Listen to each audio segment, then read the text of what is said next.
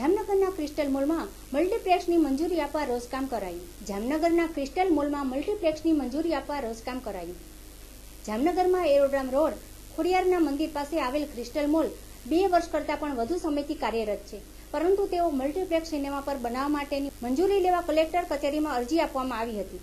તે અરજીના અનુસંધાને જાહેર નોટિસ પ્રસિદ્ધ કરી અને તેને તંત્ર દ્વારા વાંધા સૂચન માંગવામાં આવ્યા હતા અને આ વાંધા સૂચન અંગે જિલ્લા કલેક્ટર ઉપાધ્યાયની સૂચનાથી સબ ડિવિઝન મેજિસ્ટ્રેટ અને નાયબ કલેક્ટર અંટાણી તથા સ્ટાફના અનિરુદ્ધસિંહ જાડેજા સહિતની ટીમ તેમજ કોર્પોરેશનના સિટી એન્જિનિયર જોશી તથા તેમની ટીમ જરૂરી રોજકામ કરવા આ સ્થળે પહોંચી હતી.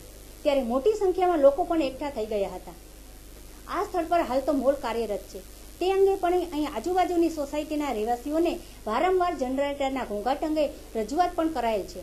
તેમાં હવે સિનેમાઘર શરૂ થનાર છે ત્યારે 10 થી પણ વધુ વાંધેદારોએ વાંધા રજૂ કર્યા છે, જેમાં એવો પણ ઘટસ્ફોટ કરવામાં આવ્યો છે કે અહીં ઓડિટોરિયમની મંજૂરી લઈ અને સિનેમાઘર શરૂ કરવાની પેરવી કરવામાં આવી રહ્યો છે.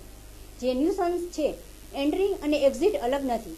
દુર્ઘટના વખતે શું તકેદારી રખાશે તેનો સેફ્ટી પ્લાન પણ નથી અને સિનેમાઘરના બાંધકામવાળો વિભાગ ગેરકાયદેસર